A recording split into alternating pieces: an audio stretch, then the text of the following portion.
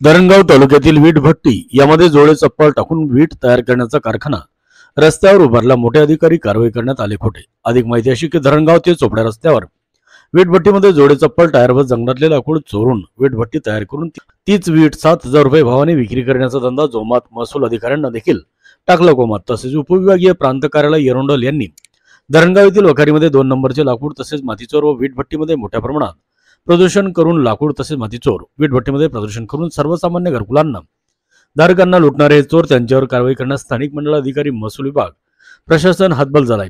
धरणगाव ते सावखेडापर्यंत या वीट भट्टीमध्ये मोठ्या प्रमाणात जोडे चप्पल टायर टाकून वीट तयार होते। धरणगाव तालुक्यातील अनेक भट्ट्यांमध्ये नकली वीट तयार करून 6,000 ते 7,000 असा घरकुल धारकांकडून पैसे घेऊन त्यांना लुटमार जोमात चालू आहे। धरणगाव येथील महसूल विभाग फक्त हप्तेखोरी, दर महिन्याचा हप्ता घेण्यामध्ये येथील महसूल विभाग फक्त हप्तेखोरी सज्ज आहे। म्हणून उपविभागीय प्रांत कार्यालय एरोंडल यांनी सखोल चौकशी करून हा गोरखधंदा तुरंत बंद करून कोळशाची वीट निर्माण करणाऱ्यांना बक्षीस द्यावं व जोडे चप्पल टाकून डायरेक्ट लाकडी तयार करून गुन्हे दाखल करा, असेच माती पंचनामे करणार एवढे मोठे लाखो रुपयाची माती आली कुठून, शासनाने दिलेल्या आदेशाचा दुरुपयोग करणाऱ्यांवर गुन्हे दाखल करा अशी मागणी त्या परिसरातील शेतकरी व घरकुल धारक करीत आहेत।